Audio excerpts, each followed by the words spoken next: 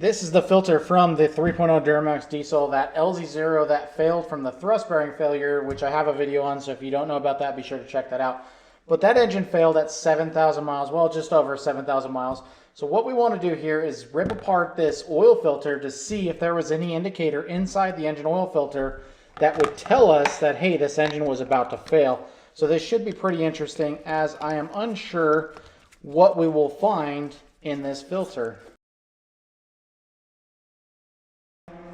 There we go. We'll go ahead and take a closer look inside.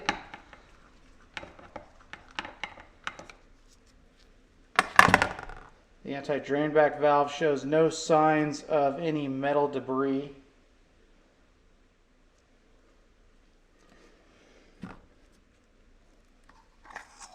There's the filter assembly. Inside here we do have some oil remnants remaining.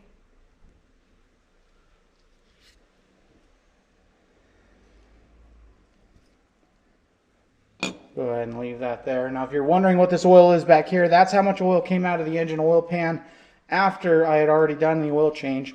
And that sample right there is a sample that we will be sending off to Wix. I've never used Wix for their oil analysis, but we're going to go ahead and send that off to see what readings come from that dirty oil that, again, came from this engine with this failure.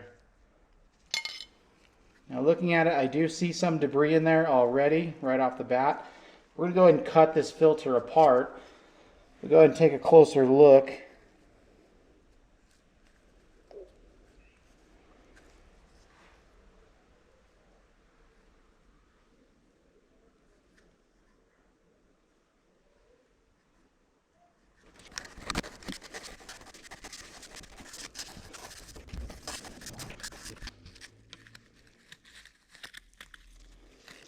Yep, there's quite a bit of metal debris in there, so there was definitely a lot of indicators available to us beforehand. So if I had a 2026 Silverado or Sierra with the 3.0 Duramax diesel, my very first oil change, I would pull this oil filter apart just to take a look at it and possibly see if we've got metal debris in there. If so, then I would get my engine replaced before it has a catastrophic failure. That way it's not leaving me hanging. It's a known issue on the 25, 26 trucks. Not all of them, but a good chunk of them have this issue with the LZ0 engine.